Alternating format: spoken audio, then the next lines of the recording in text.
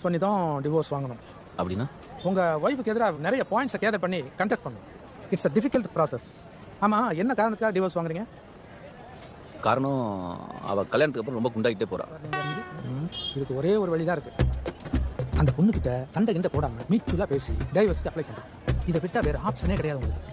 டிவோர்ஸாக வேணும்னு 100% முடிவு பண்ணிட்டீங்களா? ஆமாம். குட். இந்த தெளிவு நிறைய பேருக்கு இருக்காது. டிவோர்ஸ் வேணும்னு பிடிவாதமாக நிற்பாங்க. ஆனால் கொஞ்சம் அழுத்தி கேட்டால் யோசிக்க ஆரம்பிச்சிருவாங்க. பரவாயில்ல, நீங்கள் உங்களுக்கு என்ன வேணுங்கிறதுல ரொம்ப தெளிவாக இருக்கீங்க. இந்த 2 மாசத்துல என்ன நடந்திருந்தா நீங்கள் டிவோர்ஸ் வேணான்னு சொல்லியிருப்பீங்க? இன்னும் 2 மாசத்துல பவித்ரா பயங்கர ஃபிட் ஆகி நல்ல மாடல் மாதிரி ஆயிடுறாங்க. அப்போ உங்கள் ஸ்ட்ரெஸ்லாம் இல்லாமல் நீங்கள் சந்தோஷமா ஆயிடுவீங்கன்னு உங்களால் உறுதியாக சொல்ல முடியுமா? டிவோர்ஸ் அப்ளை பண்ண போகலாம்.